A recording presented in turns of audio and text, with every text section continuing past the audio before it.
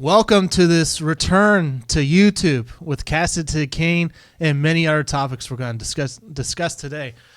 I'm your host, Joshua Mickle, and it's been far too long.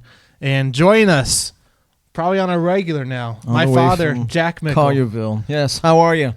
I am not this small. I'm just leaned back so everyone knows. Yeah. Lean back. You can actually, look at that camera shot. It looks like your mic is, over. People don't need to see my face. They just need to hear the words that are coming out of my mouth. You know what I mean? The wisdom that I spew. All right. Do you want me to be seen? Is that it? Hold on, let me lower it. Yeah, you got an attractive face. People think we're brothers, apparently. So, all right, how about that? Is that better? Yeah, that looks great. That looks fantastic. Fantastic. All right. Just want to make sure you can hear me. All right. And before we get into our first topic, which is related in a way, okay, something dropped, a little nugget dropped over the weekend that, the infamous Sony movies that we had with Madam Web, Craven, Morbius. Those legends of movies, yes. I remember. Lived in infamy, but also within that was the Venom movies. Yes. They had 3 movies, and little do people probably not remember, it was a little over a few years ago that it was announced randomly out of nowhere that Seth Rogen was going to be producing a rated R Venom animated movie for Sony way back in the day, like at least 3-4 years ago. Okay. And so that is the setup that was just broke over the weekend, that Final Destination Bloodline directors are now going to be helming a future animated Venom movie in development, early in development, and that Tom Hardy is going to be coming on as a consolatory role. A consultant. We don't know if he's going to be returning as the voice of Venom. Is this the same continuity as Venom, or is this in Spider-Verse movies, or is it something else completely, entirely different? But one thing's for sure, you get the Final Destination Bloodlines. I have not seen the movie, but the trailers are like bonkers crazy, like of different what if scenarios of like what the heck am I watching? They're going to do a Venom a potentially rated R Venom movie. What's your first reaction when you hear we are going to be getting a Venom movie, and it's going to be leaning into the R-ness that we never got with the other 3 movies? I thought the other ones were, or at least they were borderline with violence and eating people. They got I don't know how they got away with it, but it technically treaded that line. My first question is, who's going to release it? Like, is it going to go straight to streaming? Is it going to be a Paramount Plus or a Apple TV? Well, who's going to do it? It's Sony, so one would think it's going to be theatrical first. So, I mean, I understand where you come from with that, because Spider-Man, because I just showed you Spider-Verse wasn't, though. It didn't go to the movie theaters, did it? Yeah, it did. The 2 verse movies that we had. Okay, well, I'm sorry. The only ones that have made streaming is the trailer I showed you the other day for Spider-Noir. Yeah. That's the one hit straight to Amazon. That's a weird movie. It just has weird, and only Nicolas Cage could do something like that, I think. I can't wait to watch that, though. But Venom, animated, first thoughts? Yeah, I mean, I'm interested. I'm wondering, as an animated, what are they going to do to make an animated film other than, because it's not real blood, unless the language is really going to be filthy. I mean, you could show semblance of like blood splattering in animation form. Yeah, like it on the camera lens kind of thing. Yeah. I don't know. I'm not a huge Venom fan, so I'm a Marvel fan. But I don't know. Venom hasn't really played. I mean, they've had their moments, but they haven't really played into the overall Marvel Cinematic Universe like a Captain America or any of the other Avengers. Venom's kind of been in the background. So yeah. I'm not really, I'm not on a scale from 1 to 10 interested in it. But I think my excitement level is probably at a 5. 5. Mm-hmm. I'm right there with you, in all honesty, because this does 2 things, I think. One, I think inevitably this is literally splitting the particles, and everyone's going to be happy on 2 fronts. Sony is going to have their share of the pie of Venom making money for them, It's animated. It's going to be cheaper to make, as if the live action movies weren't cheap enough already. Technically, I think combined they were less than all three of them combined were less than $200 million for all three of those movies. Yeah. Has Seth Rogen ever directed anything? He produced that live action. I mean, not live action. That last Turtles animated movie. I never saw. So he produced that one, which was really good. I thought you meant Joe Rogan for a minute. I was like, Joe Rogan, what the heck is he doing? On two fronts. Sony is going to be able to capitalize on Venom in animation form. Yeah.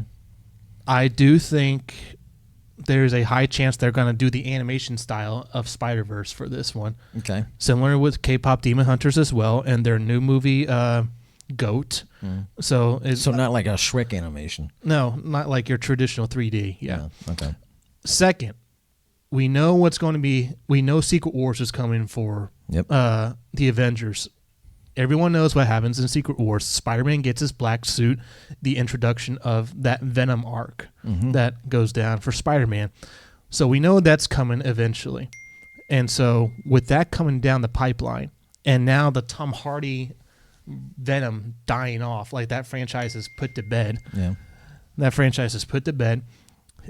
This is probably going to be either a Spider-Verse Venom for Miles to go up against, or this is just going to be its own.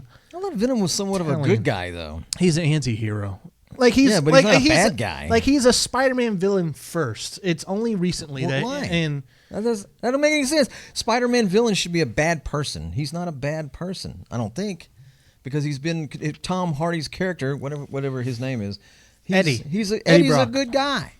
So basically, long story short, Peter gets in contact with this alien substance called the symbiote. Yep. They form a bond. Yep. It enhances Spider-Man's powers. Yep. Even gives him his own webbing.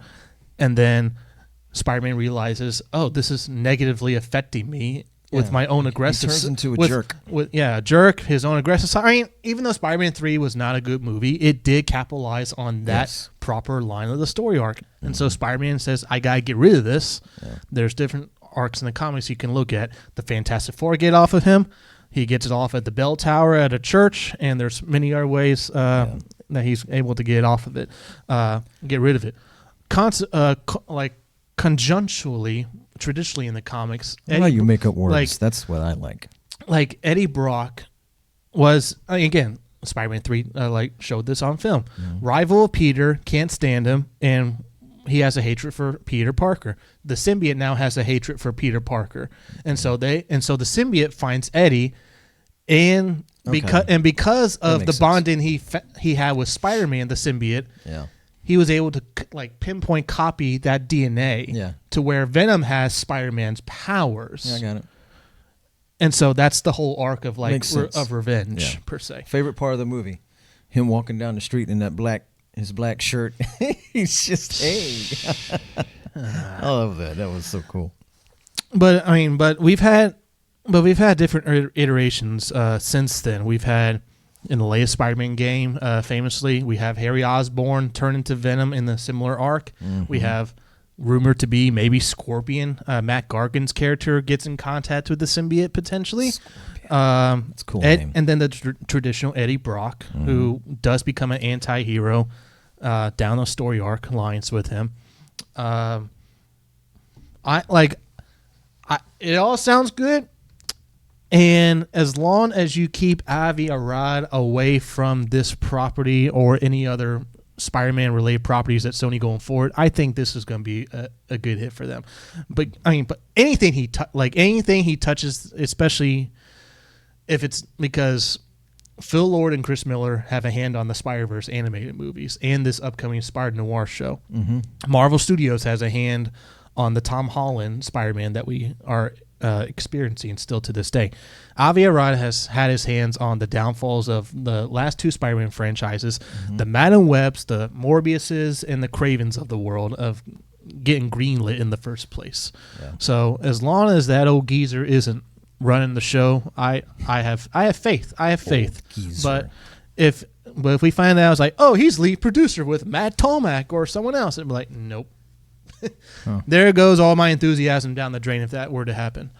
So speaking of Spider-Man, this leads actually into our first official. That was just extra, right? That was just extra. Now we are on the topic of just a little informational snack that just broke over the weekend. But I love it. All right. So for those of you that may not be aware, we have a new Marvel movie, a new Spider-Man movie coming out in July. And funny enough, the date is actually my 10-year anniversary. The date is my 10-year wedding anniversary with my wife. Oh, so that's so sweet. So choices. Do I go see the Spider-Man movie or do I celebrate 10 years of marriage? Choices. You watch the Big Bang Theory episode where that actually happened. It was Star Wars instead of that movie, though, where Sheldon and Amy Fowler, they had that. The movie was coming out. The new Star Wars movie was coming out on their anniversary. So you need to watch that to see how he handled it. A lot of good advice in there, but you should go with your wife, probably, unless she wants to go see the movie. Well, based on what we're about to discuss, probably will deter that because based off two separate leaks showing the same exact thing. It shows leaked trailer concepts and descriptions of it, not finished CGI, obviously. But in it, not only do you see Bruce Banner, you see the Punisher, you see semblances of a Boomerang villain character, you see semblances of craziness going on with Spider-Man versus Punisher, and even a team up at the end of the tagline of the trailer. I love the Punisher. So finally, we can't wait to see Punisher and Spider-Man go with each other and against each other. And we see, but the Punisher doesn't have super strength either, does he? He's just a tough guy. John Bernthal, he's just a tough dude, right? He's just a tough vigilante. He's got a code, you know. He's a Marine. Don't mess with his code. He's a Marine. Whatever, but he's got a code. But he didn't. How do you? I don't understand how normal people go up against quote unquote superheroes and Vulture. have a chance and survive. Vulture, Mysterio. From the last Spider-Man, like the previous Spider-Man movie before No Way Home. Oh yeah, right. Yeah, he had a semblance. All normal guys. He had a semblance because it was all not imagery, but it was fake, with cameras and all. But anyway, what I'm saying is John Bernthal, the hunter, the Punisher should not be able to beat Spider-Man. Well, we'll figure that out. Down the that's kind of like the old Batman versus Superman argument. I mean, come on, man. Batman wins every single time. Stop. Kryptonite. Stop. It's called Kryptonite. Stop. Anyways, to get back on this topic, embedded within this leaked trailer showed concepts of Spider-Man organic webbing wrapped in a silk-webbed cocoon, and within that trailer we see a mysterious character. We see a mysterious character talking about a spider having 3 life cycles, and within that, if you don't know, this is where a story arc comes into play in the comics where Spider-Man, because of his genetic engineered spider powers that he got it from this radioactive spider, not only gave him spider powers, but there is a metamorphosis that continues with Spider-Man that doesn't just stop at the powers. It transforms him physically to take on what people are describing as Jeff Goldblum's The Fly, where it's like, oh my God, all these, I'm super enhanced. And then you see body parts start falling off. He's starting to morph. It's all that stuff. Now, that's being described as Spider-Man potentially, as we see a little bit on your camera shot right there, how he will get, like, that spider transformation just goes all the way through. And so this movie is supposedly tackling that, seeking out Bruce Banner for a cure of some sorts, while trying to deal with everything that's going on around him to stop this mutation of sorts. Now, the one thing I will say just right off the bat is when this gets brought up, it's like, oh, Spider-Man dealing with mutation. Does X-Men come into play? The answer is no. And also, even if you want to rewatch the 90s cartoon, even Professor Charles Xavier says so to Spider-Man. It's like, yes, I am a professor to help mutants, but what you're describing with your mutation is not what a mutant is. So there are differences between the two because they're born with it. Exactly.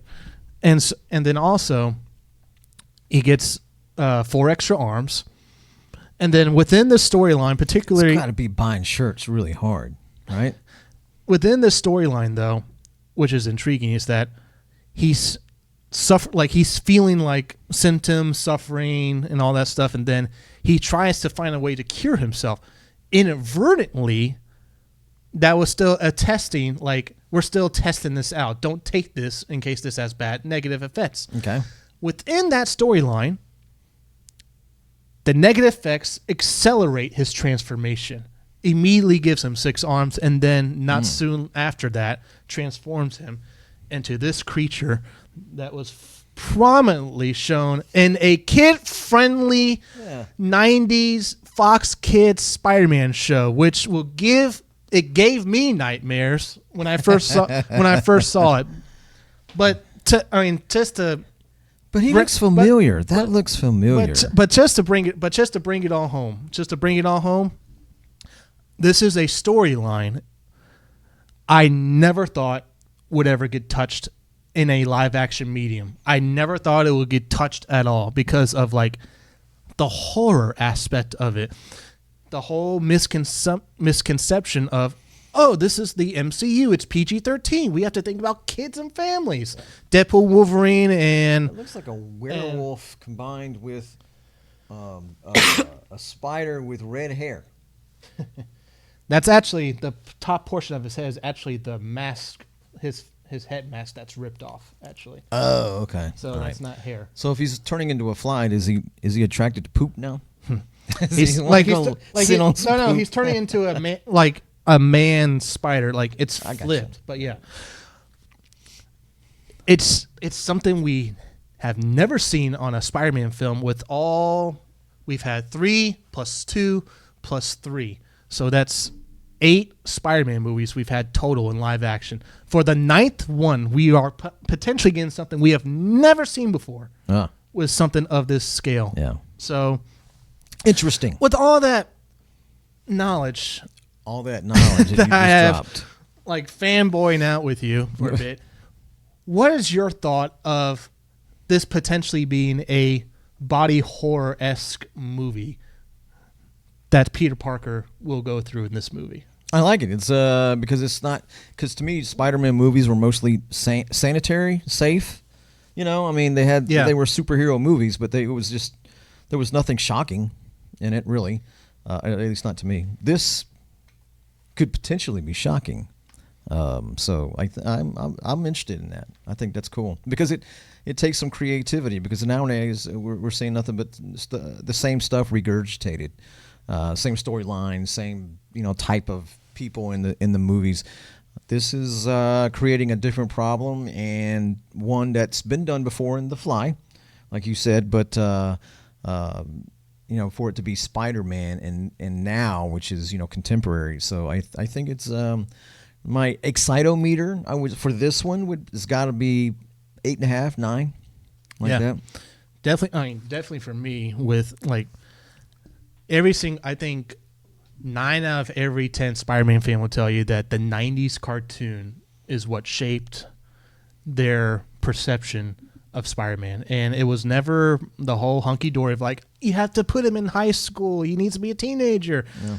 That kid show on Fox Kids had him in college, way past college. He was an adult, dealing with adult things. And adulting is hard. And so when that particular episode arc, it was actually a full season. They actually delved in that where that got brought up, and then you felt the aftershocks of that, like the next season after that, and how he actually gets rid of the entire element of that is crazy. Which that's a whole nother thing. I'm pretty sure they will never do, but I could be wrong because I didn't think they would do this in the first place. But yeah, this is. I can't wait to see what this would look like. I can't wait. Like the question, the question is not only like how because you have a street gang villain in Tombstone, which is a Spider-Man gallery character, but can connect with the Punisher for whatever he's in the film for. You have this element of the genetic mutation that you have Bruce Banner being involved with. Now does he? Involved now? Is the Hulk involved? I would not be shocked if there's no Hulk whatsoever, and we just get actual Dr. Bruce Banner trying to deal with whatever medical scientific thing that's going on with Peter. I think we're getting a new. No, we're keeping the same Hulk, aren't we? Yeah, it's still actor. It's still Mark Ruffalo.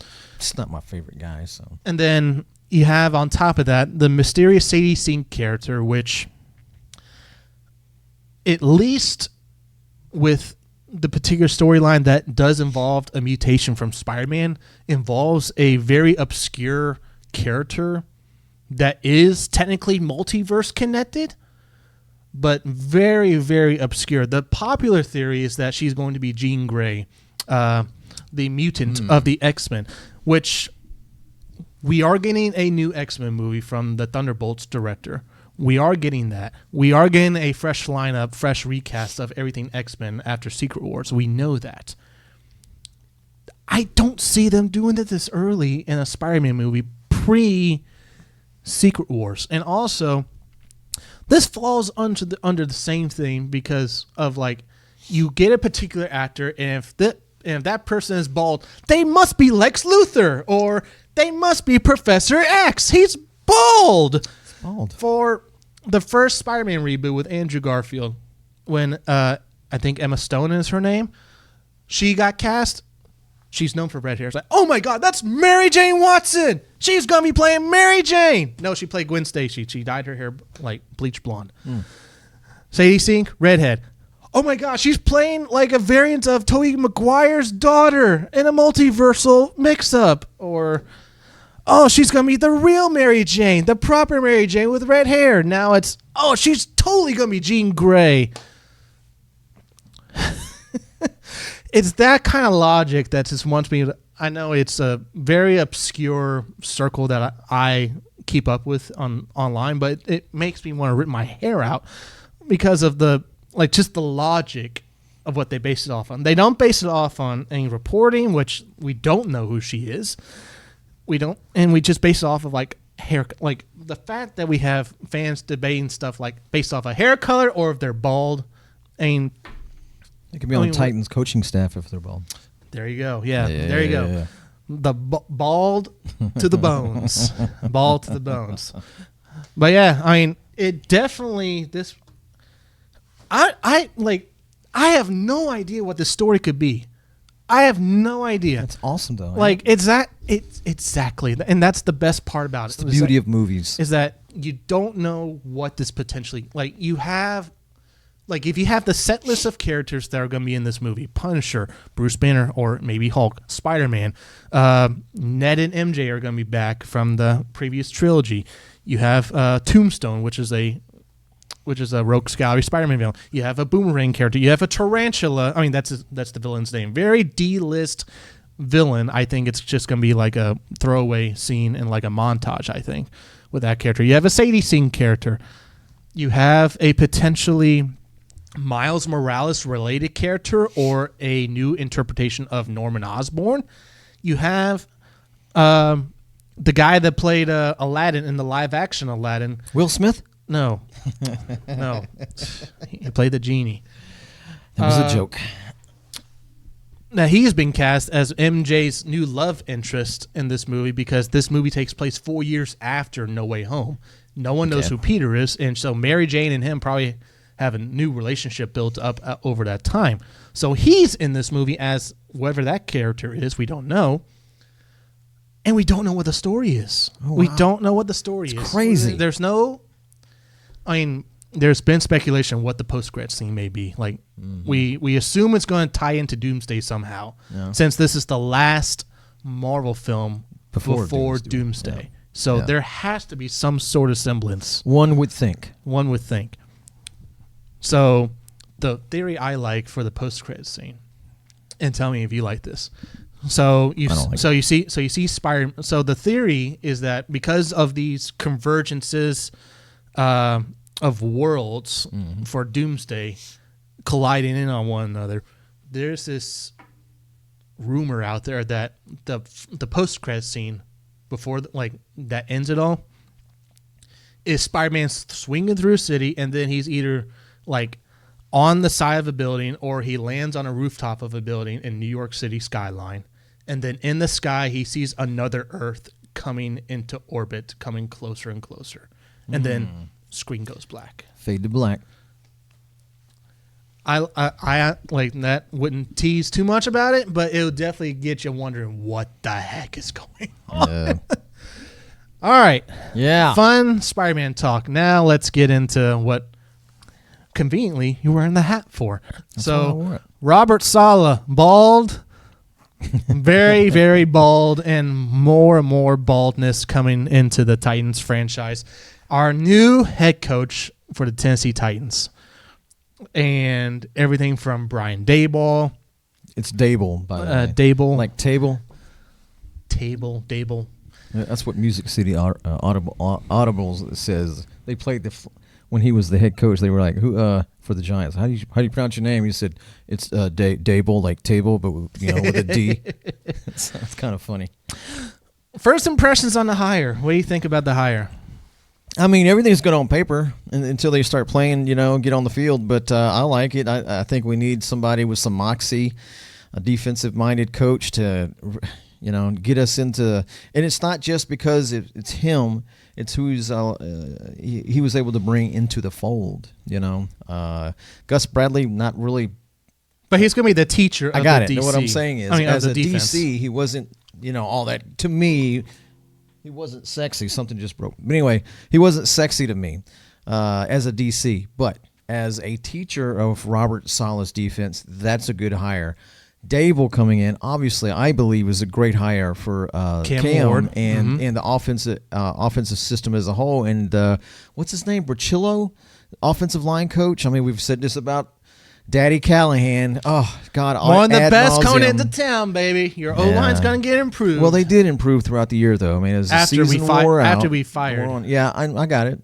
After he walked. But I hear, this new guy is equally as impressive as an O-line coach. So I like that. And they kept 3 of the other staff, the previous staff with us, the tight ends coach, I think, and obviously Bones.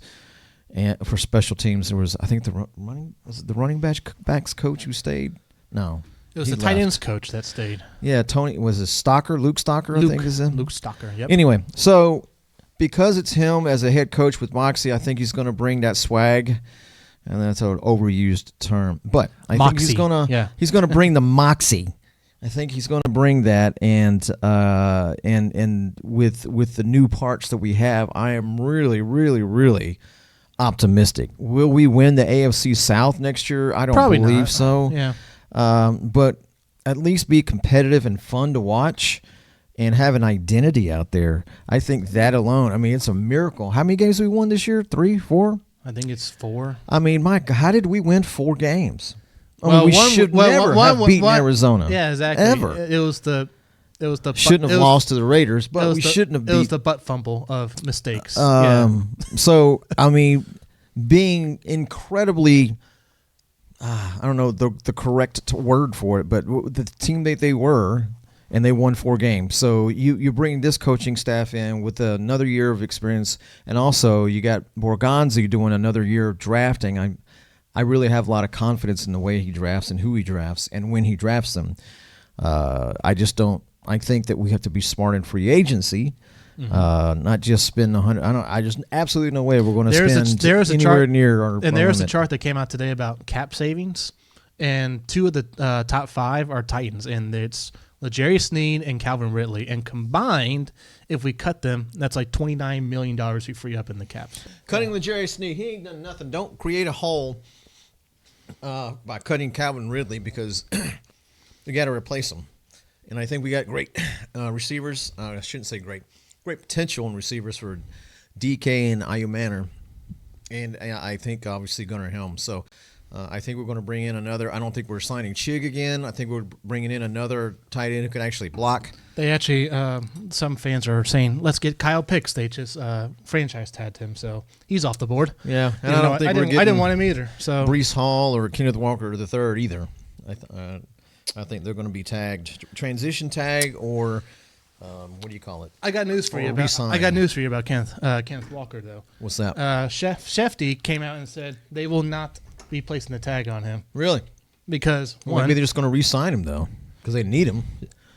Charbonnet just got his ACL worked on. I mean, but that doesn't. He's gonna be commanding top dollar, and they're not gonna pay top dollar to what they view as their running back 2. That's why they're letting him walk. Well, your running back 2 became your running back 1 because Charbonnet's not going to be back at the beginning of the season. Yeah. And for a running back, you got to have, I mean, even if you come back halfway through the season, which I doubt, you're still going to have, you got to be in game shape. You got to trust your knee, which a lot of people don't trust their knees after an ACL. At least not the first year. It's because that's human nature. But what I'm saying is I don't know. Running backs to me they can be good depending on the offense you have, how you utilize them. Like when we had Derrick Henry, a great running back, but he wasn't a threat out of the backfield. Could he catch? Yeah. Yes. 60% of the chances or times he would catch the ball. Yes, the answer is yes. But it's about the system. 90% of the time he was not going to catch a ball because they weren't going to throw it to him. Yeah, so everybody knew it was a run play or some sort of, it wasn't, he didn't disguise anything. Who remembers 2022? Derrick Henry in the backfield. Please, I formation. One play. And then one play no. out of 600. No. Follow me here. This is how predictable it was, is that you remember it was 3 tight end set.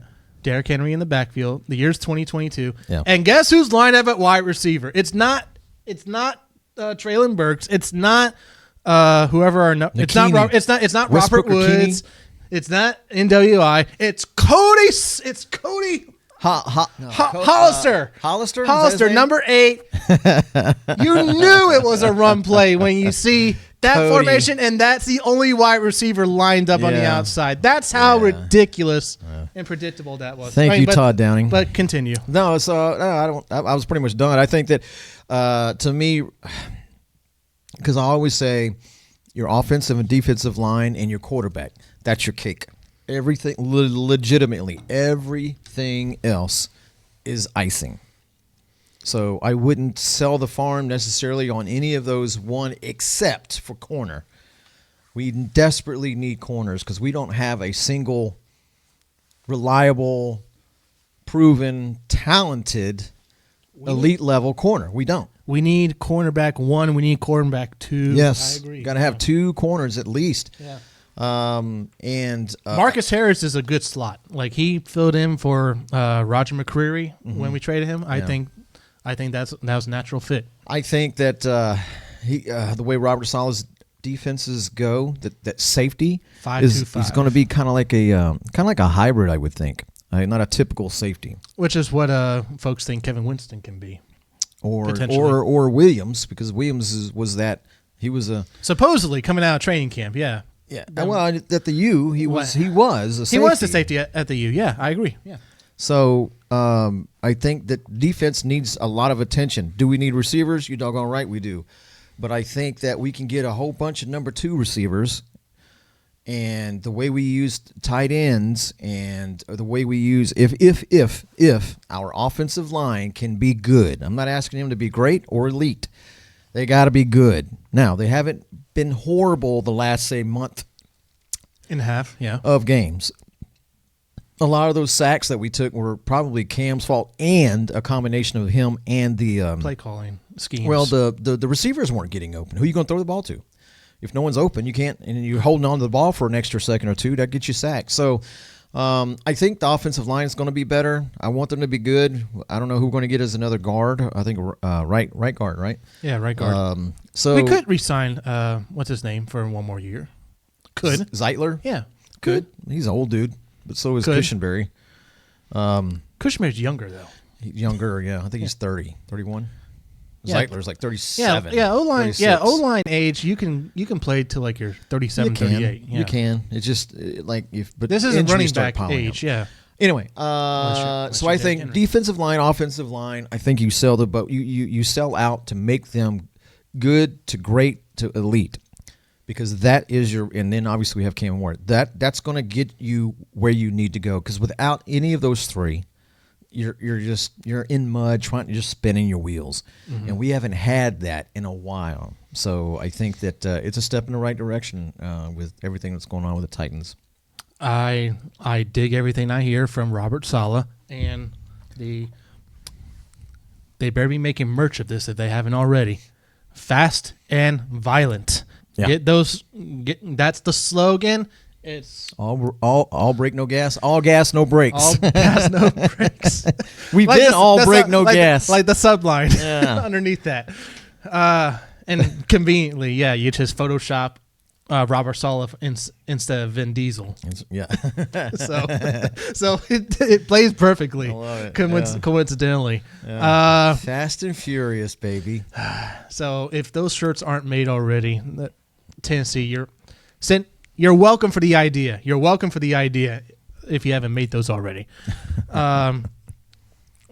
I totally 100% agree with you. I do think there is something to be said about us getting rid of Calvin Ridley, not for the sake of getting rid of him, but just for the sake of you're paying him so much money, and he's giving you wide receiver 2 numbers per se, like wide receiver 3 numbers. You're paying him to be a number 1. Oh yeah, $26 million. I think is the cap hit. Yeah, if we keep him, I think it's 13. 13, 14 if we cut him. Yeah. If we save. So, I mean, it also depends on the free agent market. I mean, we could cut him and say, just to replace him, but you got to make sure you have bodies to replace him that are replaceable bodies.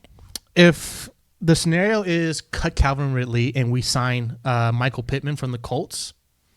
Oh, I like Pittman. Totally all right. You swapped one out without costing yourself like, oh my God, we got to find another wide receiver in the draft. Yeah. So, and what am I talking about? Yeah, ants. Shoot. All right. Ant-Man. All right. So, Calvin Ridley, there is a case to be made to cut him. I don't think we will cut him. What about Sweat? I think there's a Robert chance. Saleh's defenses don't have nose tackles. I think there's a chance we trade him. I think so, too. Would you trade Will Levis? I mean, for a conditional 6th-round pick. No. So the story that was to float out there a week or so ago is that could the Dolphins trade Tua to Tennessee? To which everyone in their right minds, rightfully saying, "Why the heck would we do that?" I think it's a good idea. Only for if you get picks. Yeah, exactly, and that's where the kicker comes in, where you say you're only going to eat up $36-something million on the cap this year, and we got the cap space for that. Mm-hmm. And the Dolphins are going to pay us essentially to offload the contract, a la the Browns and the Texans when Houston wanted to get off of Brock Osweiler, and the Browns said, "Okay, send us a number 2 pick." When do they pick? First round. Who, us? No. Oh, the Dolphins. I think they're in teams. They routed off some games. That's later true. In the They year. did. Yeah. So I would want their 2nd-round pick at least. Brock Osweiler is the floor. So anything less than just a 2nd-round pick, I agree. Mm-hmm. If we're gonna take on that contract, it's like, hey, we're trying to save you from a incoming car crash. Yes. So you want us to save you? Mm-hmm. You have. We were in that boat 2004. Give us that draft. We know how that goes. Give us that draft pick. Yeah. So I think Will Levis is a good backup quarterback. I mean, who knows? Maybe he'll be a good starter somewhere. Could he? Think about teams like the Dolphins. Could we absorb Tua while at the same time we send them Levis? Swap them. Yeah, you swap quarterbacks and we get picks. Yeah. Could he go to Pittsburgh? Could he be the new backup quarterback in Green Bay with Malik Willis now on the move? Wouldn't that be something? Wouldn't that be something? Oh my gosh.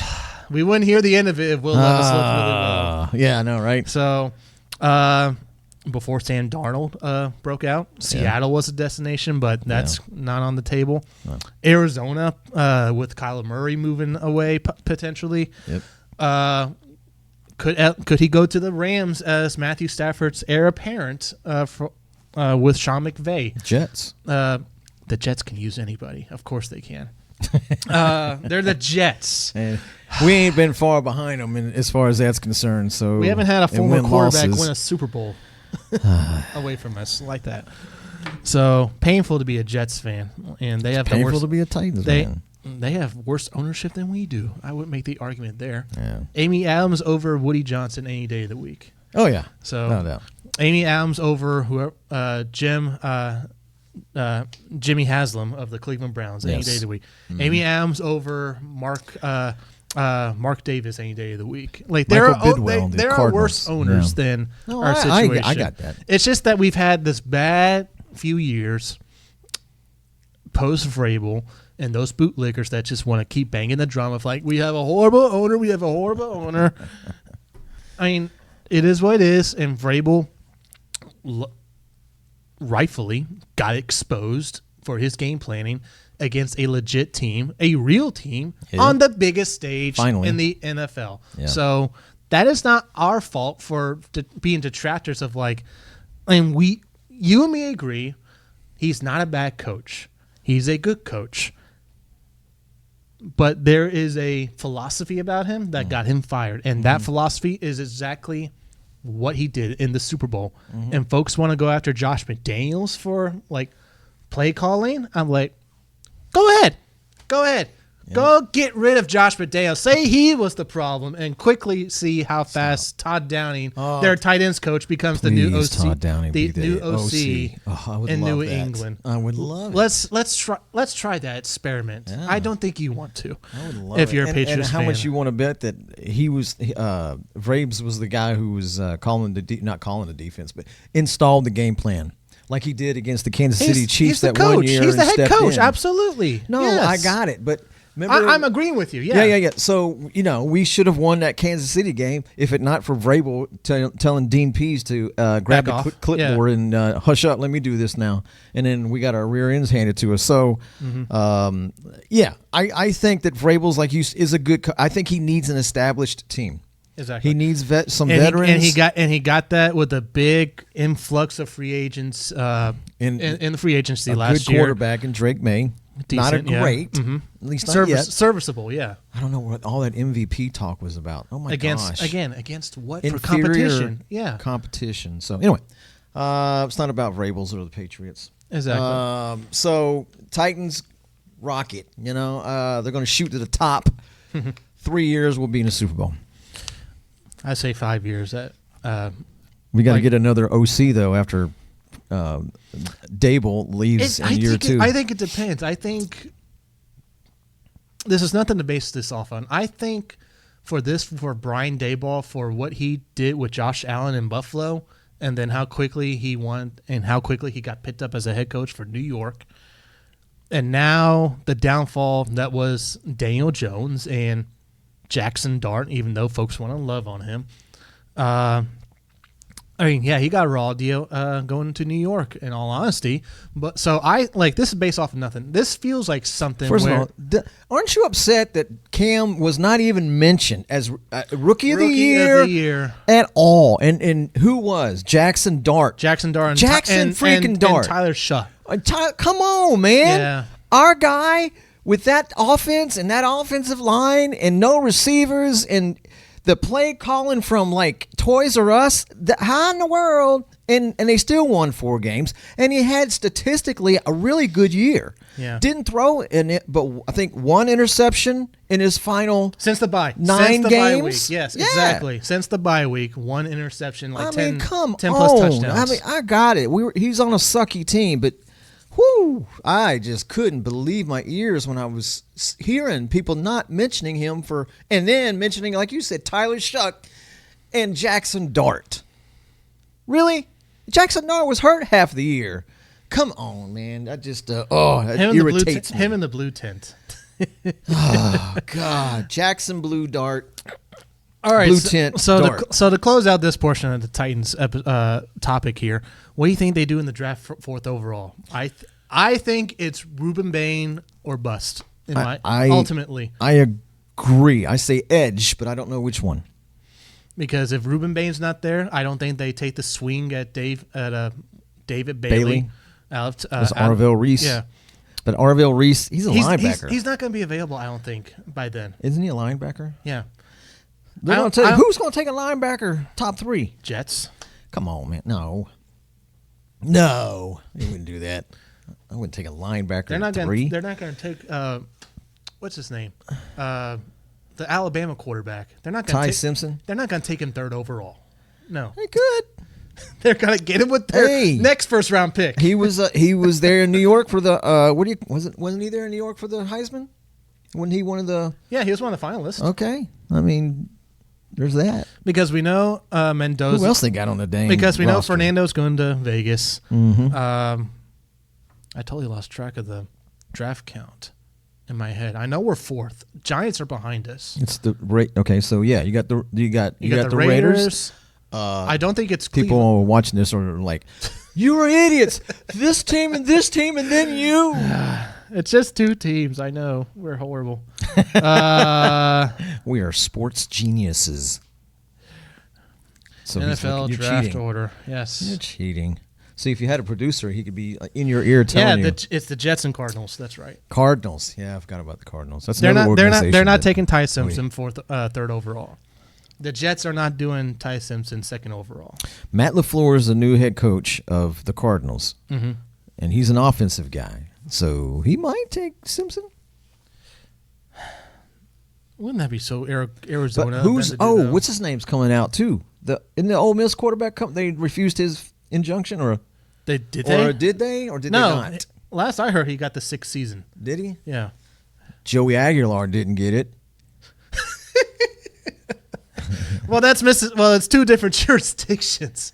So if he was in Mississippi, same thing. So if he was in the Mississippi court, then he probably would get the eligible I see year. What you're saying. Yeah. It was in a Tennessee court, and the Tennessee. I thought they both petitioned the NCAA, and he had a better lawyer than Trinidad did, supposedly by reputation. Well, I mean, maybe the Tennessee courts were like, "We just saw you do this with Nico." Yeah. Well, Trinidad had. Well, they got you're back in court with a different quarterback. UT we're not letting you do this. UT slapped the NCAA in the face with Nico. Loved it. Only it's great, and then kicked Nico to the curbs. They go play for somebody else. I'm so glad he went to UCLA and got his rear end handed to him, and he did beat Penn State, which was wonderful to watch. Yeah, but his dad was like, "Hey, you ain't got an offensive line or anything like that. He wants more money," and then he goes to UCLA and gets destroyed. Love it. Do you think if the edge is not there for us at 4, we trade back? If there's a partner, I think we do trade back. But you had who's going to jump up to 4 and to get who? If it's not the edge, you need that dog at number 1 wide receiver. That could be the Ohio State guy coming out, which everyone and their mama has the Giants taking after us. So, which, you know what? Whoever the Giants plan on taking, just take that person away from the Giants, in my opinion. They say Malachi Fields tore it up on the senior day. I saw some of those catches on replay. I was like, oh my gosh, that dude he's a great route runner. He's got surefire hands. But I don't know. They don't predict him to go till later on in the first. Yeah, exactly. You also have the Louisville wide receiver that had a leg injury. But he's not projected to go somewhere till like round 2 or something because of Louisville the injury. Yeah. So someone's going to get. If I wanted a receiver, I'd go to Ohio State and pick one of them because every single one that's come out. Ohio State or LSU has been one lights of those 2 out. Schools. Yeah, exactly. Not the one we got. What's his name? Racy McMath, the whatever. One guy. Yes. Come on, man. The one. How did we get the one LSU receiver who was trash? I'm sick and tired of being in the garbage bin. All right. But basically, my stance is if Bain's not there or your pass rusher of interest is not there, trade back just enough to where you can pick in the top 10 and get your wide receiver, and then with your top second round pick, get that edge rusher, whoever that may be in the draft. Well, because I think it's going to be edge first, wide receiver second. Mm-hmm. If the match is not there at number 4 for edge, it's going to be wide receiver and then edge. And then the rest of the way, if you haven't done in free agency, corners. Get secondary men, get defensive guys, because you got Restrepo down the depth chart for us. You got Io Manor. You got DK. You got Ridley potentially, or if not him, it's going to be Pittman. Like you got Gunnar Helm. Mm-hmm. You got the running backs potentially, whether it's Tony Pollard or we sign a Breece Hall or a Kenneth Walker. Who's that one receiver who refuses to die and go away from our team? practice squad guy that always comes back Mason year after Kinsey, year. Mason Kinsey. You got Mason Kinsey, baby. Super Bowls. At least this season finally shut the people up about Mason Kinsey and Xavier Restrepo's like, oh, Mason Kinsey's so much better. Like Restrepo played like a game and a half and did so much more than Mason Kinsey did. Mason Kinsey running that wrong route. That was a touchdown. He ran the wrong route. Xavier he went out instead of in. Xavier doesn't make that mistake. Exactly. I was so angry. I saw that. So it'll be interesting this offseason. And speaking of interesting offseason, it's going to kick off in a big way in 3 weeks. As you see on the screen right now, billboards all over. It's a full screen, by the way. So you are seeing billboards now pop up on social media in Nashville with the date of March the 12th, 26. That looks like a hat. The thread looks like a hat. The thread's a jersey, my man. You think it's a jersey? I think it's a hat. Jersey. So I think it's a hat. So the Titans are getting new uniforms this year. That is no longer a secret per a Fanatics leak of all places that leaked out the potentially new logo or secondary logo, who depending on what you believe these days. Yeah. But this billboard flown around there, the light blue jersey with 3 Navy stars, which if you are a Titans fan wondering, I thought we were told we weren't doing any Navy in our color scheme going away from it this year. Yeah, don't believe any of that hogwash out there. So we still had Navy. We had Navy helmets, and we had Navy outline on our numbers. The number was Navy, yeah. On the light blue jersey? Yeah, exactly. So we had Navy. Exactly. It's not like we didn't have it at all. So I think just the billboard alone, just looking at it, just to get the stars out of the way, what could that be? I think from with our 1999 to 2017 jerseys, on the sleeve, you had the logo of our secondary logo, which was the sword. I think these 3 stars are going to be on the sleeve. It's going to be on the sleeve to represent the state of Tennessee. Mm-hmm. And so, I mean, that's your name after all, you would think. The volunteer state. Yeah. And so, per Fanatics, we have this logo leak of sorts. Thank God the flames are gone. With the flame is gone, and we will talk about that for one split second. There, for the longest time I have been alive, from my days in San Diego, being with Charger fans at church. Being here in Memphis as an Axis student that don't like folks around me that don't like the Titans. I don't know they why. Will always I don't get it. They will always mock. Oh, what a flame! What a thumbtack! What the heck is that? That's a thumbtack. Now all of a sudden you have these defenders out there saying, "Oh, we were never appreciative of such artistic views." Yeah, we love it. Don't take it away from us. It's going to go the way of the Detroit Pistons logo. We're so going to miss it. Please. No, we're not. No one liked that dang logo. The only ones that loved it were pure Nashville fans because it was theirs. It was their franchise. It's nostalgic for them. It's nostalgic, because they were in the Super Bowl with that logo. I understand, but it's not a beautiful logo whatsoever. A, it's not symmetrical. B, no one knows what the heck it is. We do because we're the Athens of the South. Athens being Greeks or Greece. And then, the Titans having that Greek mythology. It's a comet. That's what it is. But no one who is not a fan of the Tennessee Titans knows because no one knows what that is. No one. And so they could put the T, hopefully, in the 3 stars. Got it. But I like the new logo. I don't like round logos typically, but at least it's symmetrical. This logo pops, and this one right here with the helmet. Oh yeah, with the helmet concept it's right beautiful. There. It pops like the Steelers circle. It pops in that sense. It's like the boom. colors pop, everything. I love it. If I see that on if someone says to me quick, what's one thing that pops about that logo with the Titans? It's a shield, people. Yeah. It looks like a Greek it looks like a Captain America shield. That's what everyone says is Captain America, but being the name of the Titans, you can trace it back to shields, the Spartans, even though it doesn't have the Spartan-esque Greece outlines like how Memphis does with like the with little the squiggly Egyptian lines. stuff. Yeah, exactly. Yeah. Which I think would have been cool if they did that. But it'd be too busy. Too busy. It's simple. Yes. It's straight to the point. Yes. But that logo, not just the T and the stars, that logo has been in I think Paul Koharski announced it. That's been in the facility since the lobby of headquarters since 1999. Exactly. So, we could be talking a whole bunch about nothing. There might be an entirely different logo. I'm still of the belief that Zach Cohen, who broke this all originally, he said that logo is secondary and that we're going to get a new primary logo.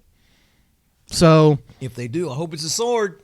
It probably will be. I love the sword. Again, we're going to be talking about the Bears in a different topic, but the Bears. But essentially, it's what they did a few years ago. Where it was 2 years ago, where you have the C, like their iconic Chicago C, on the side of the helmets is their main logo for generations in all their existence. And then 2 years ago, they swapped their secondary logo, which is the Bear logo, with the C, and swapped them as priority. As the Bear, when you look at lower thirds, the score box, everything from ESPN segments and all that, you will see that Bear logo first before you see the C first. So, which I think is dumb. No, I mean, I understand. I like the C. I understand. The C is iconic. It's kind of like the G for Green Bay. I am curious what the secondary logo. I mean, if that's true, what I think the primary logo is going to look like. Yeah, because I don't think it's going to go on the field. I don't think it's going to be replacing the helmet as an alternate. I think it's just going to be like your mainstay. Like, here's the main logo on the website. Here's the main logo on social medias and all that stuff. But is it going to be anywhere on the jerseys?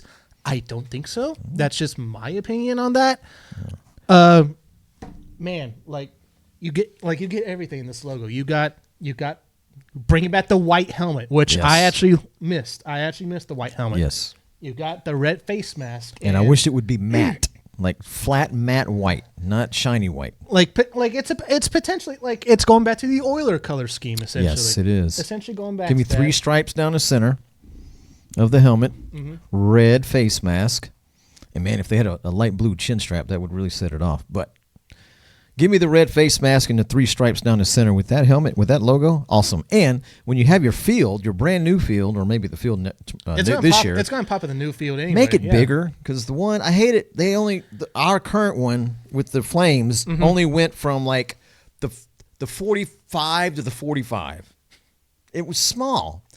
Make it big, man. I don't know why they don't go larger. I don't know that there's a rule against having it like from the 40 to the 40. Because the Chargers, theirs goes from the 40 to the 40, I believe. Exactly. Well, I'll just get like a rough outline of this. If I can find it. Look how small that is. You can't even see it. If I can bring this up here. Technology for you. Oh, shoot. Technologia. Where'd it go? There it is. So, yeah, from that angle, though, right there, that's like, this is the thing that throws me off about the old logo.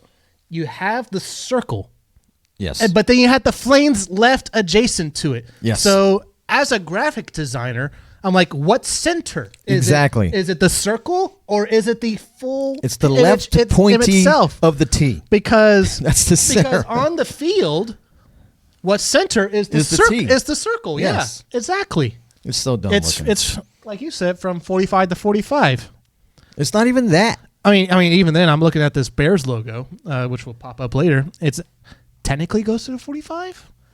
I mean, man, I'm just a big believer. If you're gonna have a logo, bam, put that logo out there, man. I mean, that takes some pride in who you are and what you do. Don't give me a itty bitty little logo. I can't wait.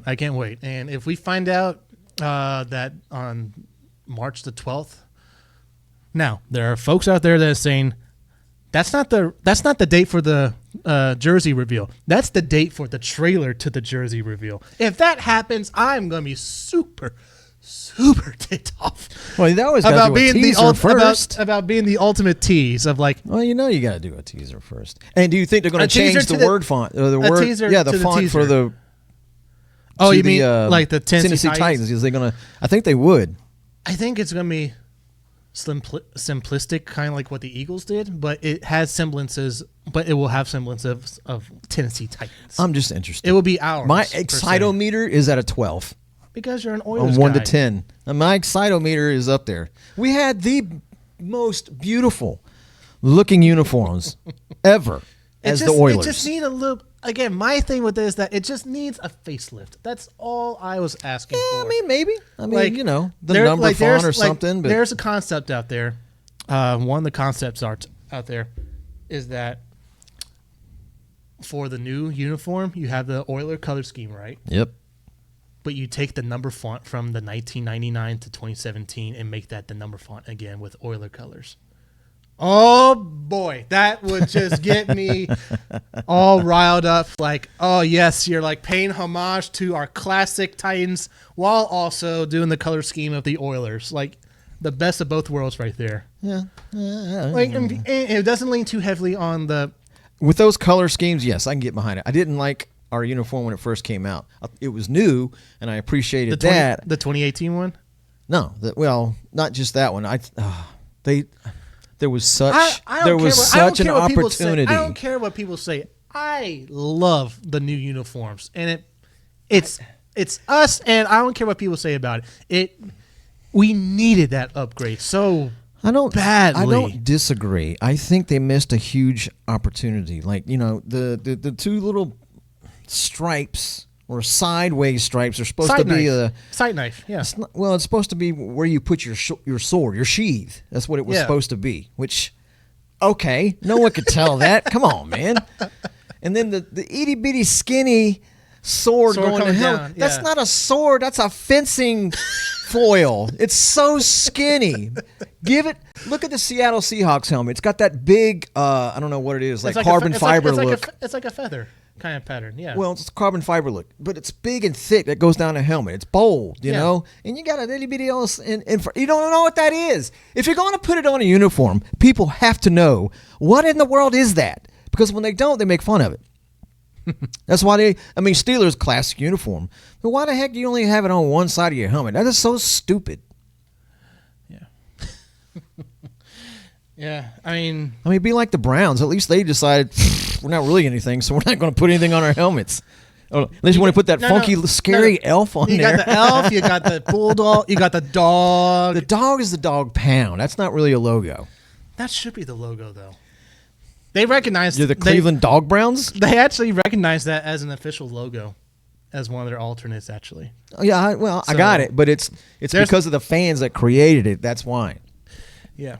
It's not it has nothing to do with the Browns, which were named after Paul Brown, weren't they? I believe so. Only for them to move to Baltimore. Is that the same guy? No. Or Paul Brown, I think, is the owner of the Bengals. Art is what moved. I think it's Paul Brown. Anyway, I don't Paul know. Brown's the Bengals guy. Yeah, that's one. But whoever Mr. Brown was, I think that's what they're named after.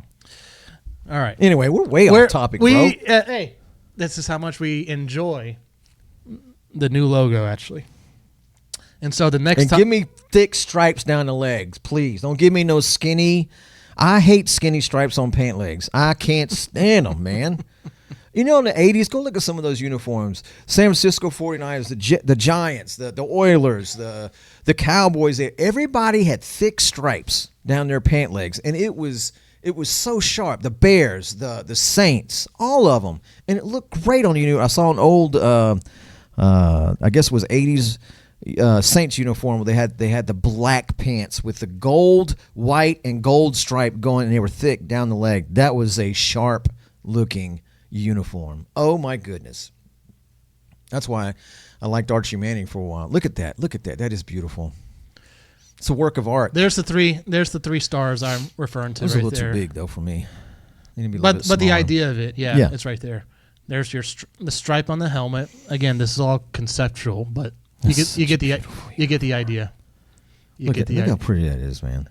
People will want to come to play for us just to wear that uniform. It pops on Jeff Simmons when they did that for him right there. It pops on Jeff Simmons really good. Yeah. All right. With that down, though. We digress. With that down. we're going to get into a doozy for the NFL, and they have not had a good month good month plus in the news from Bill Belichick not getting first ballot Hall of Fame. You're welcome, Bill Polian. I don't care what you say that you voted for him. You still may have influenced folks to say, oh, I'm not going to vote for him this year. To the Patriots' embarrassment, even though we enjoyed it in the Super Bowl. You have the Giants owner before the Super Bowl being implicated in the Epstein files of all things.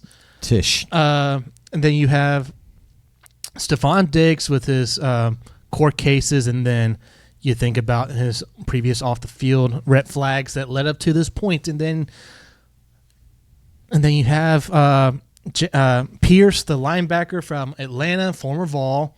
James Pierce Jr. James Pierce Jr., implicated in a very, very dicey situation in either Georgia or Florida with his former girlfriend. But we don't know the facts to that case yet, though. But still, it's overall, this is not. What are you saying? What's your point, The NFL is a ticking time bomb, essentially, with everything that is going on. Even though it was semantics with Bill Belichick, we get it. Spygate, I understand where you maybe come from, but that's just petty in my opinion. But everything from the NFL that they do not want for their imagery. They don't want a owner of one of the most revered franchises in some people's eyes, and the Giants, implicated in the Epstein files.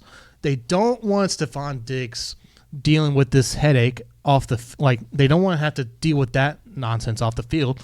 And then James Pierce is he had 10 plus sacks, and he's potentially could potentially be going to jail if implicated even on the smallest of charges. I mean, it's just overall, literally in just 1 week, with just those three, it is a complete mess in the NFL, and not the start you want to have to an interesting offseason, in my opinion. I mean, I just think this is all going to come to a head in the NFL overall with. I don't know. I don't know that that's necessarily true. I mean, you give young guys a lot of money and who were paid to play a sport that is super masculine, right? And you have to, it's just, you want them. We always say they're a warrior on the field, that kind of thing. It's not an excuse at all. I'm just saying you combine youth and a lot of money. That is your ticking time bomb, yes. But you also have that in NBA.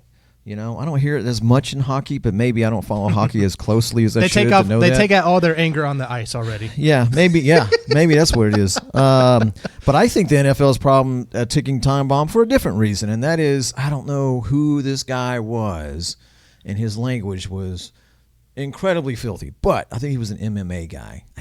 I'm not sure, but he was talking about how the NFL has just gone to crap.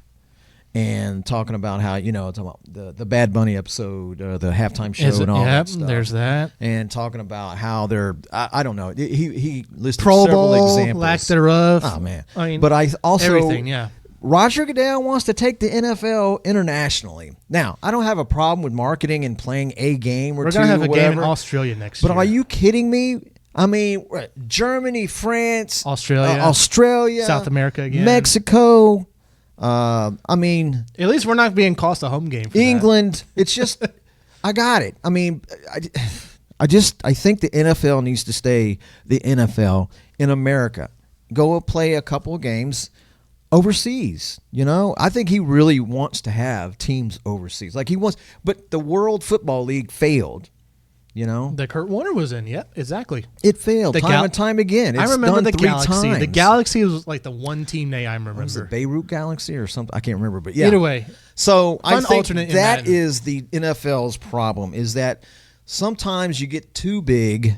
Take it back to history. Rome. One of the reasons why Rome fell back in the day when they ruled the world is because they were so large they collapsed in and of themselves, and they couldn't support the huge kingdom they had. And I think the NFL is the same way, and I think they have hubris in a sense that they think that no matter what they do, it's going to earn money for them, and there's not a dang thing you or I as the consumer can do about it, and they're taking us for granted. 100%. But we love football so much that it's going to take a generation or two for that to fall off, if it does fall off. Because I tell you, you know how it was where, they had the kneeling for the national anthem. People talking about I'm boycotting football. The bubble with the NBA and pay to watch games. Was getting atrocious. They were like, come on, man, I'm not feeding all these rich babies, and off my money. So I think the NFL should turn into the good guys if they want to save themselves, in a sense, just for on a TV deal. I mean, how easy? I know there's contracts involved and you got to negotiate. I got it. But somebody somewhere has got to step in and say, and the NFL's got the cachet and they have the cash to do this, saying, hey, man, let's offer the consumer what they want. And what they want is to watch their team play. So how about giving them 16 games a year or 17 games a year in which they can watch their team for a dramatically reduced price per year? Instead of charging them $350 for not pay-per-view, but to get all the games, how about you charge them $70 to watch their team play 17 times? I think and again, when they first announced this for YouTube years ago, that was one of my things I hope they would do, is like, not only do you offer like the whole thing, you see every single team. Right, yeah. If you don't have YouTube TV, you can like purchase, you can go to YouTube, you can rent or buy a movie on YouTube. NFL has an app. Put it on there. On proper YouTube. Like, if I want to watch Tennessee versus San Diego, if I want to watch Tennessee versus LA this year. Yes. That one particular game, and for some reason is not here, shown locally. Right.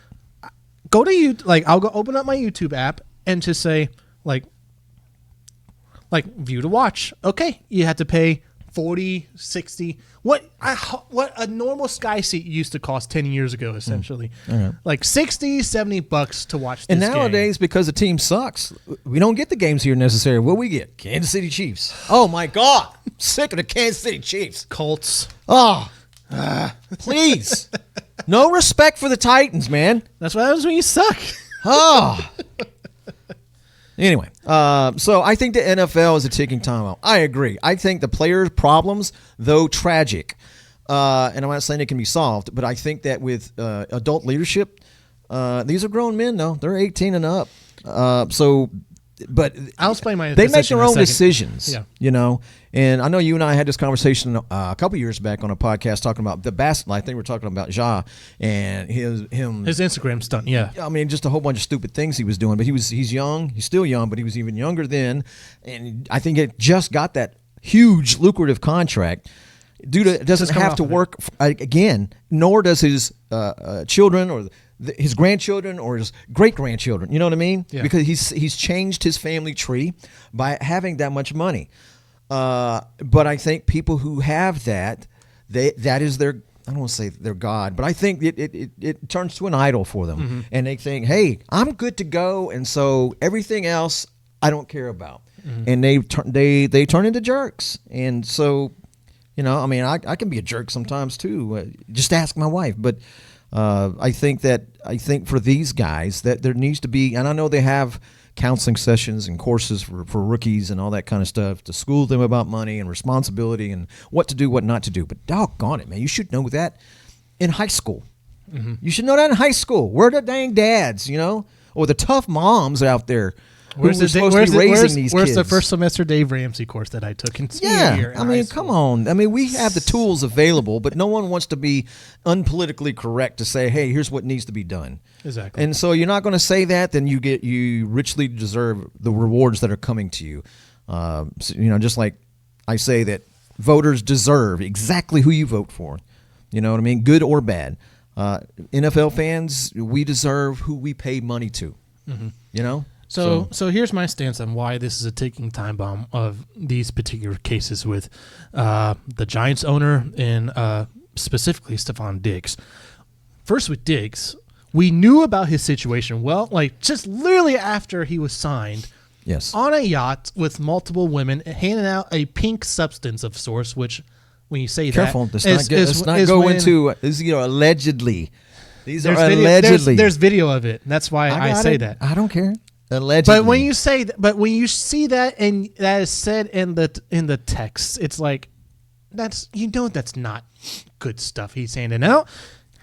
And Maybe then it's pixie dust.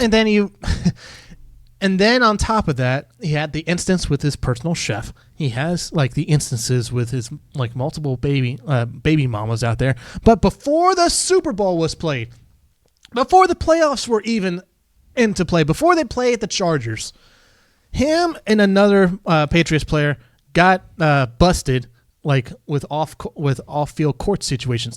With Diggs in particular, and this involves like that personal chef of his with the incident that he had with her back in November during the season. She presses charges against him. He's supposed to show up to court, and this was before the Patriots were ever in the Super Bowl. He was supposed to have an arrangement date after the AFC Championship game. And what does his lawyers do? Pulls off the ultimate, let's push back the arrangement date until after the Super Bowl. That's what lawyers are supposed to do. Because I mean, that's what money buys you, baby. I know, and here's the thing that ticks me off with the NFL here is that per their personal conduct policy, he cannot be put on the commissioner's exempt list until he actually has an arrangement. Yeah. So that in and of itself is the ultimate sleaze bag move you can think of for a lawyer and trying to.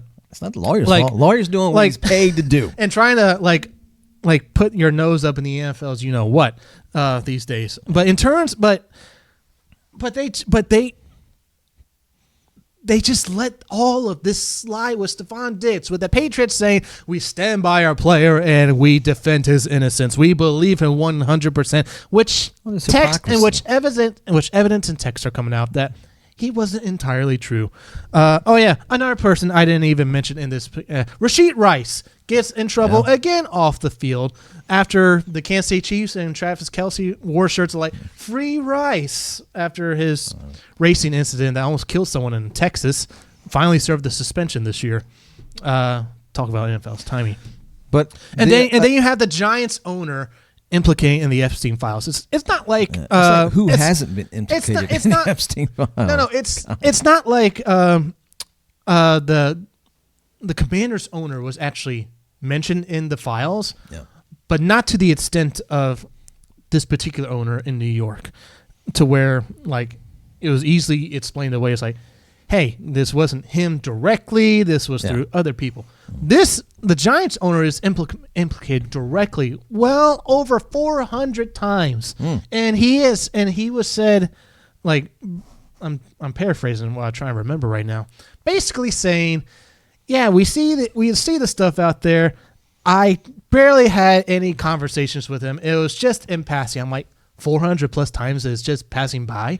Really? So and you're talking literally in emails about Ukraine girls and all that stuff. And here's the thing. And here's the thing with the NFL, which is frustrating, is that you hold players to a high standard. When was the last time an owner was implicated on something like this, though? The last thing I can think of was Jim Irsay with the DUI years ago. I would say I agree with you. And Roger Goodell was asked about this at the Super Bowl press conference, and his words were not, "Oh, we take this seriously." It's not. His words were, "Let's pump the brakes. We don't have all the evidence yet." So you need all the evidence when it concerns an owner, but not all the evidence when it concerns a player. He works for the owners. That's the whole thing. I mean, he is hired by the owners, paid for by the owners. He is the owner's lapdog. That's what he does. But my concern is also add on top of that stuff and the NFL's inability. Well, I shouldn't say inability. They don't care about the fans overall. But also the Brian Burns issue. It's not just him. It's the guy who used to coach with us too. There's two other ones on that case. Anyway, it's not a class action, but anyway, he's suing the NFL. Brian Flores, not Brian Burns. Brian Flores, because basically the NFL, when they disagree with you and you have a grievance, the NFL gets to judge themselves. Judge, jury, executioner. That was the whole court. That was the whole thing with Goodell. the whole Tom Brady Deflategate. It's like, but they're getting. It's like, Roger Goodell will be the appeals. Yeah, so they're losing the rear ends as far as with decisions in the courts with them, John Gruden. there's going to come a reckoning for the NFL because they don't want to police themselves. The NCAA didn't want to police themselves with NIL, and guess what's happened to the NCAA? They are about as limp and not powerful at all, ineffective. They are just wet noodles compared to what they used to be. Why? Because they don't want to face the reality and address that issue of NIL and saying, hey, let's get ahead of the ball game. Mm-hmm. We know it's coming. It ain't changing. So let's get ahead. It's kind of like AI saying, what? AI, that's a passing fad. I don't care about that. It's not going to be. Well, how fast AI has come in our society. Yeah, you better learn it. You better get on board. Literally 2 years ago, it wasn't even a thought. Yeah. 2 years ago, it wasn't a thought. How quickly they in 5 years, 10 years, where you will be. So the NFL needs to police itself in a manner that is both fair and impartial. Because Roger Goodell, who works for the owners, cannot be that person. There has to be an outside agency who is the legal arm of the NFL and responsible only, kind of like the Supreme Court of the United States. They should get the final say of any kind of grievance that is filed by players or owners or employees of the NFL. Period. And this is where it falls back on the players. Like for the previous few CBAs of the NFL, especially the 2011 lockdown that happened for the NFL between the league and the players union. Blame the players union for not putting that in the CBAs. Fight, like, that is a legit hill you can die on and say, we don't want franchise tags anymore, and yet you still agree to it the last CBA. We don't want a kangaroo court, but you still agree to it in the new CBA. Fight. Those are two things that if you were to present that to fans, the fans, I think, will get 100% behind that. I'd say give me real grass, too. Don't give me no turf. Can you stop? I'm serious. Folks need to stop that right now. I'm serious.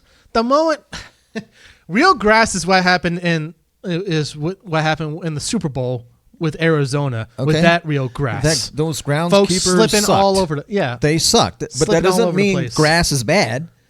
It just means that turf is bad. The players hate it. There's no factual evidence. There is.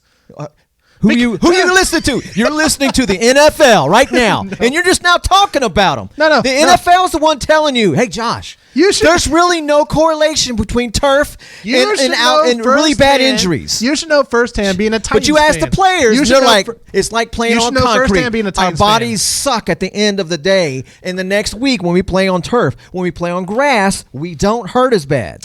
You should know firsthand, being a Titans fan, how ridiculous this argument is, because we have had injury after injury after injury after injury with grass. I'm not talking about injuries. I'm talking about how the players want grass because it's easier on the body. But they'll use injuries as a reason as to, we want to play on grass because we get less injured. Yes. That's factually not true. It is factually true. No, it's not. It is. The 2020 to 22 Titans had grass field. One, looks ugly, not appealing to the eye, and two, kept getting injured like it was nobody's business. That's because they had Barney, who worked at the local McDonald's 2 years before, running the dang sports department, the performance, whatever. Come on, let's be realistic here, and don't tell me it's not factually true because who you were listening to was the NFL. That's the only report you can point to is the NFL. You know who else has grass? Washington. How many quarterbacks has that FedEx Field sacrificed over so many generations? I'm not talking about that, Josh. I'm talking about the players. Like over 90% of them want grass, authentic, true, God-given grass. And that's one of the reasons why I like the Raiders and I like my team in Tennessee, because we don't use typical turf or like black pellets and whatnot. Because you remember when they first came out with it, how they said how they use like corn seed, like some corn related coconut husks, coconut husk and corn, where it's to mimic like very closely to actual grass. Mm-hmm. So there's no one in the NFL that has our type of turf. If for field turf, it's good. I'm just saying, compared to grass, it's not as good. It's not as good. You know why they don't do it? Because the owners don't want it. Why? So when they have the NCAA tournament or if they have a concert, it's easier just to roll something over artificial turf. But you have grass, you actually got to take care of it. And oh my God, you got to spend money. I'm a billionaire and I got to spend money to take care of grass. Really? Yeah. So I have no sympathy for the NFL whatsoever. Perfect segue for grass because the grass seems to be greener if you're the Chicago Bears. Why don't we talk about Chicago Bears? Because they are moving. To where, Josh? To Chicago. Pastor James, if you're watching this, I apologize. And no, you're not going to ditch your fandom. Look at that picture, though. I hate the way the hash marks go through your logo. Does it go through a logo? Yeah, you can see. They have to. They got to see where it's at. It's transparent. It doesn't. That's what I know. It's not the logo, Josh, but it's the hash marks on the field that you can see through the logo, and it makes the logo look silly. Same thing with Green Bay's. Well, their logo is green, so that's probably the lightest work of Mitt. The hash marks are white, Joshua. Anyways, I get it. I get it. That's what I'm saying. Make it bigger. If you made it bigger, it would also not just longer, but wider, or however deeper, whatever it is. The hash marks would be more in the center of the logo, not on your logo. Yeah. So that tirade of turf and grass out of the way, the grass seems to be greener if you're the Bears right now because you have been vying for a stadium for the better part of 2+ years. You've had the past 5 months negotiating with folks in Chicago from Mayor Johnson and J.B. Pritzker, who's the governor there of Illinois.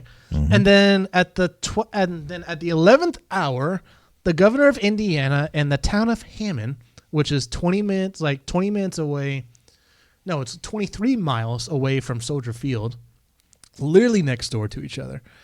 Call up and say, I didn't see a map of Chicago. I could have sworn Chicago was on the eastern side. They are on the eastern side. So Hammond is on the Indiana. Indiana. Okay. Hammond, right. Indiana is actually on the west. So they're going to be the Hammond Hoosiers. The Hammond Bears, the Fighting Hoosiers of Hammond.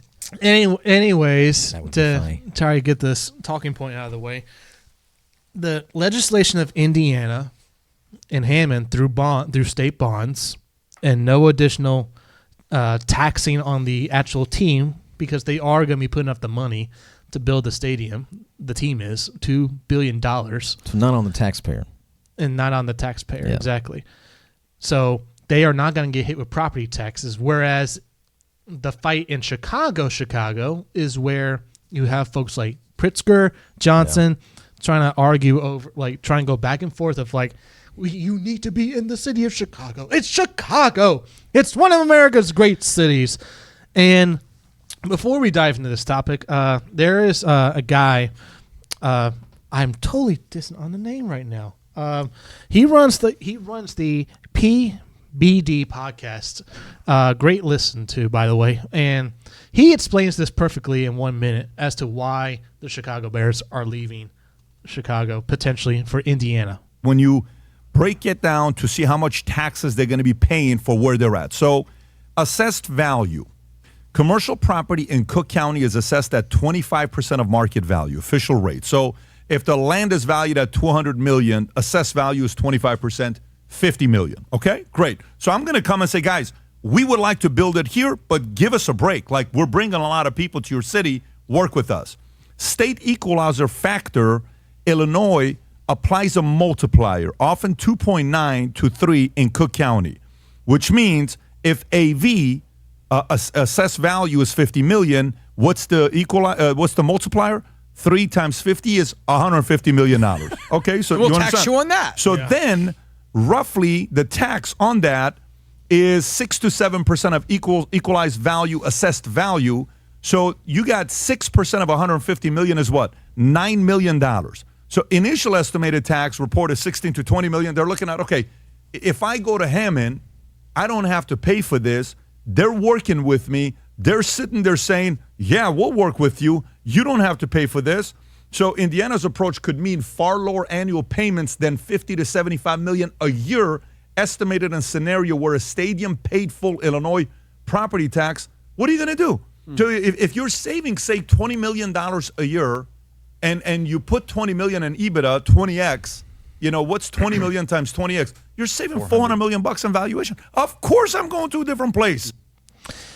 And so with that money, it all comes back to money. And I mean, there's the saying, and try not to be too political on this. The famous saying, "Go woke, go broke." You look at the priorities of Chicago and what they're actually prioritizing versus what they should be prioritizing, and they're about to say, "Deuces, we're gonna go." Next door, 23 miles away from us. Baby. Exactly. We'll be just like the 49ers in Santa Clara. We'll be just like the Commanders and be in Maryland. I mean, not for long.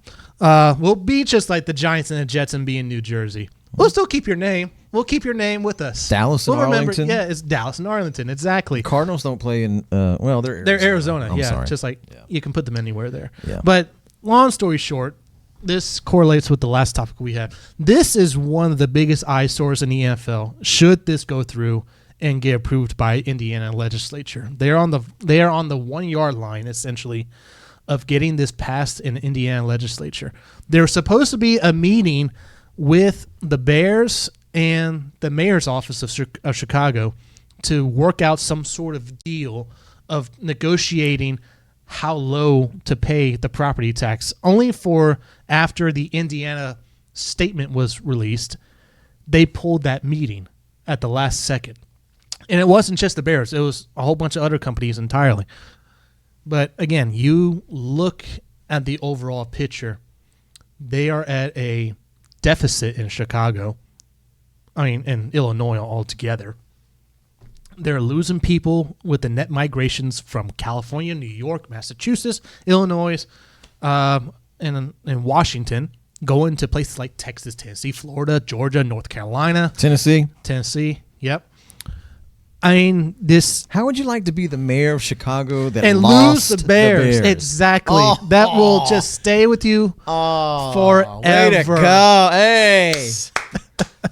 Way to do something no one in 150 years has been able to do. What are your thoughts on all this, though? I say, hey, that. man, look, it's a business. And I said I don't feel sorry for the NFL at all. They're a bunch of billionaires. I got it. So, but hey, they made their money. I don't hate them because they're rich. I wish I was that rich, right? They worked for their money. So when they can go somewhere that makes more fiscal sense, why not? You know, you don't owe anything to Chicago. I know the fans, but tradition is the only thing that's down there. The street a little bit more. It's a 45-minute drive with traffic. Yeah, I mean, come on. I mean, they're going to go to the games.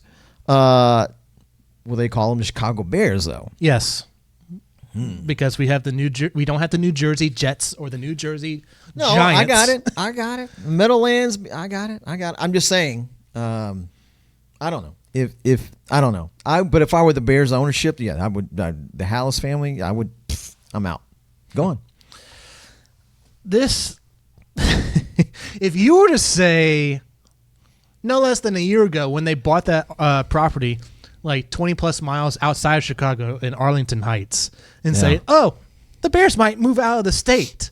I'm like, there's no way. Yeah, there's no way. Never said there's that. absolutely zero chance of that happening. And I think Iowa was another state that was saying, "Hey, come on over." Was it Davenport? I think it was Davenport. So yeah, there's cities that want, and Kansas City. That's a seamless transition because they're moving to Kansas City, Kansas. Yeah, but they're moving out of the state of Missouri. Yeah, exactly. Which is kind of surprising to me, but yeah. I mean, it's a natural transition next door for them. Yeah, I don't care. Because they still are in Kansas City. We're not in Kansas anymore. Now you're back in Kansas. Yeah. I'm surprised, though, as successful as Kansas City's been, that they would allow them to walk. But the voters voted against the tax increase. Increases. Keep them there. So, hey, man, I got you. I mean, again, try not like for the sensitivity of the political talk. I mean, just look at their budget and like again, what they prioritize, and like the saying goes, look at your budget and you see what's prioritized the most and what you spend your money on the most. You look at Chicago's budget, and without ruffling any feathers here, it's not in the right places because you're about to lose one of your most lucrative businesses ever next door to your next door neighbor in Indiana. And Meanwhile, Indiana, which if you do more research and reading on, apparently before the move with Indianapolis, with the Colts coming into town, Indiana is filled with Bears fans, evidently. So the transition is going to be seamless for the Bears in terms of a fan base. Yeah, because they don't have. Well, they got the Colts. I mean, so they really don't have an NFL team. Before the Colts rolled in from Baltimore. Yeah. Like there was like stories of saying like, oh, it's not just Hammond. There's a whole bunch of like Indiana that considered themselves Bears fans, and Jason Whitlock being one of them. Yeah. That he was mentioning. Well, it's kind of like Memphis. They think they're New Orleans fans. No, they'll think they're St. Louis fans. Or that. But St. Louis ain't got a team no more unless you want the Battlehawks. The Blues. At least they got a championship over the Predators, though. So good for them. I mean, they got the Cardinals. They're the Steelers of baseball. They have the Cardinals. That's my team there. A crap ton of championships. That's my team. Go Cards. Go Birds. So, this is not only going to be an eyesore for the NFL. This is going to be an eyesore for the city of Chicago because now going forward, God forbid if you lose the Bulls. Oh no, Michael Jordan's team, you lose them and to next door, or they get out of the city. That's not a stadium. That's just it's a smaller building, is what I'm saying. So I think that. But still, I mean the whole idea of that, but is still now being on the taxed table. the same though. Exactly. Do they play in Chicago? Yeah, they do. Excuse me. Okay, yeah. So anyway, yeah. Walk with your. If the money is going to speak, or if it's going to walk, it should walk. It should go to where, and let it be a lesson to cities and governments. Hey, man, you don't have to have a sports franchise in your city. That's fine, if you don't want it. But guess what? They're going to go to somewhere, and somebody is going to enjoy that fandom, so to speak. So, I mean, if the Titans were to move out of Nashville, which they can't for the next, I think, 20 or 25 years. Because of their new lease agreement in the new But arena. if they were, I don't know that I'd follow them. Not even if they went to Knoxville or Franklin. Well, they wouldn't go to Knoxville or Franklin. Or if they came to Memphis.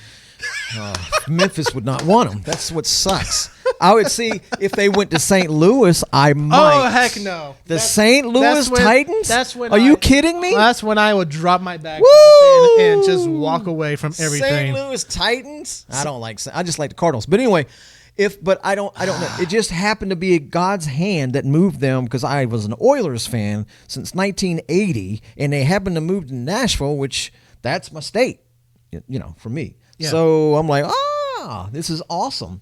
But if had the Houston Oilers gone to St. Louis, or if they had gone to Phoenix or wherever, I would have not followed them as far as being a fan. I don't know what I would do because I've never not had a team to root for ever.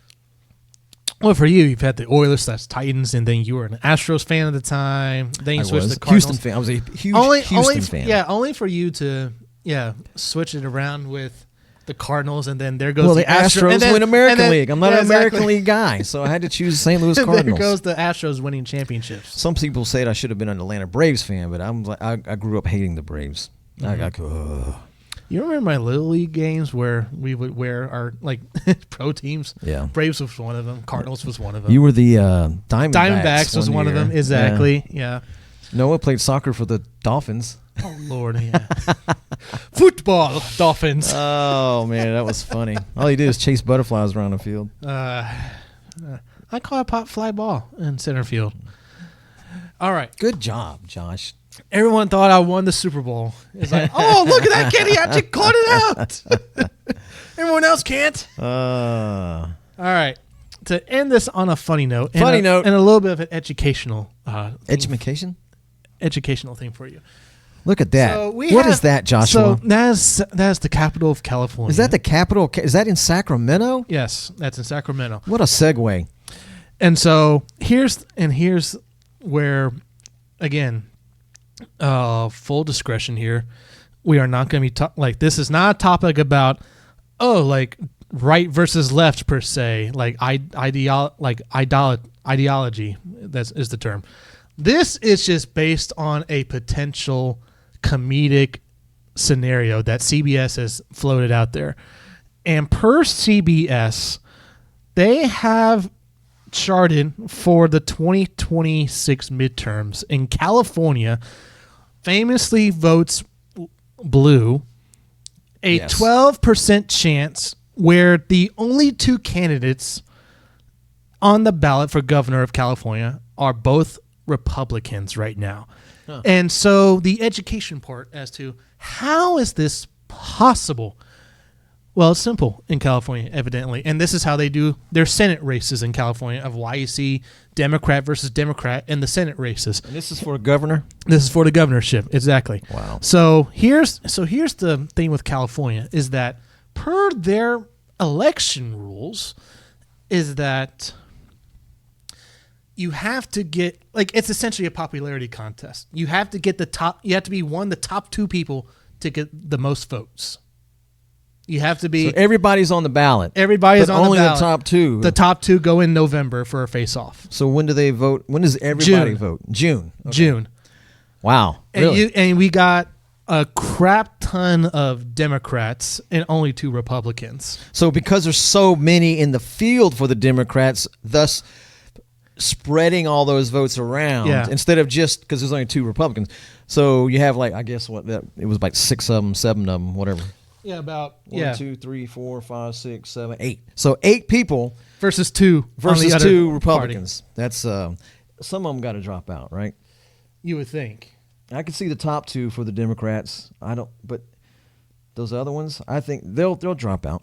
They'll be promised, hey, you're going to be my chief of staff, or I'll make you this. Just for comedic purposes. Wouldn't that be such a mind screw for Californians? That would be funny. It'd be like, I'm ready to vote for who?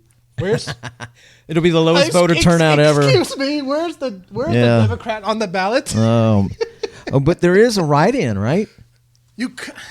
But how good are those in real? Like, I don't know. Like, we understand what the write-in is for. Like, I could write in a ballot for you to be governor of Tennessee or the next president of the United States. You should. But the odds of that are even though my own mother said she would never vote for me. But the odds of that are super slim for obvious reasons. But just for comedic purposes, I mean, to close out the show with this, it's like how messed up California has to be for it to be like on its head to have 2 Republicans as the candidates for governor. You'd be like, as the Democrat capital of the world. It's like, wait a second. That is kind of funny. But that's kind of like, that'd be like if 2 Democrats were to go for governor for Alabama or something, Mississippi, I mean, if the 12, again, this is based off a poll from CBS, and if that 12% holds up, you best believe that the legislation before the election happens, but they can't stop that election from happening in the midterms in 2016. I mean, in 2026. Yeah. But you can best believe that if that matchup is set between supposedly Steve Hilton and Chad Blanco, I think his name is Bianco. Is that an I? It looks yes, like it's Bianco. I think it's a Bianco. I think it's an. Yeah, you're right. It might be an I. Hilton and Bianco. If it's those 2 guys on the ballot, Steve and Chad. Watch the legislation of California quickly try to roll in there for a proposition, because California does propositions. They don't do big, like in terms of like big election law changes. Prop 65. Everything causes cancer. They do proposition ballots in California. Best believe that they will quickly put a proposition in saying, you have to have one party and the other party as the top 2 guys. You can't. We can't do this based off unless of you're Virginia. Virginia doesn't want that. Yeah, I mean that's a whole other thing. That's a whole other thing right there. But I mean, but that is interesting. It really is. It really is. That's kind of like having a presidential vote where it's 2 Republicans running against each other or 2 Democrats. Here's where it backfires on that party in California. Here's where it backfires is because folks say, let's have a popularity contest for president of the United States. Whoever has the most votes, forget the Electoral College, whoever has the most votes is the president of the United States. This is their primary system. That is their system. That's what they believe in. And that's why it doesn't work.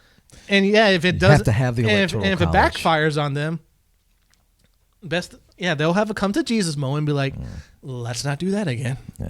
I mean, the last Republican governor in California was Arnold Schwarzenegger. He wasn't really a Republican. But still, he was the last Republican in name only. He was the last guy in the he was R a liberal. column for I guess he was California. more liberal than anything else.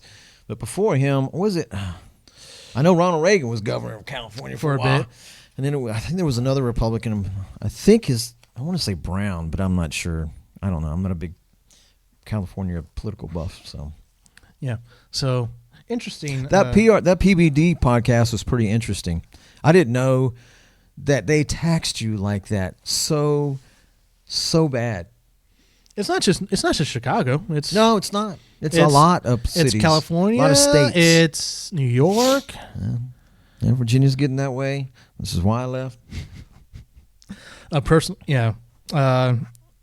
The only political thing I will say about this episode is the Virginia in their many legislations, like propositions to pass laws there. In it is a personal property tax for lawn equipment. Yep. Absolutely not. They're also taxing food deliveries. So much for making things affordable, right? Yeah, that's right. All right. With that being said, I think that was pretty much as neutral as we can be. All right.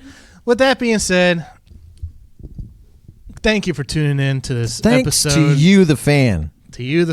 And hopefully there's more than one of you, but thanks to you. There will be more than one. And so we thank you for coming on by. Thanks for inviting me, Josh. For this. I'm your color analyst. Yes, you are. You're my color analyst. Because your perspective is just, it's unique, and you have things to say that I would never think about. So, well, thank you. And you as well, Josh. So, all right. I think you need to have a poll on your site, though. Should we trim his beard? Should we do a podcast while working out? Oh, no. While doing cardio. Doing cardio on the treadmill. Stop. If you consider walking cardio, what about playing drums? Man, group chat. I'm in a group chat for working out, and there's the debate: is drumming a cardio? It is. It is technically if you are super intense with it. Yes.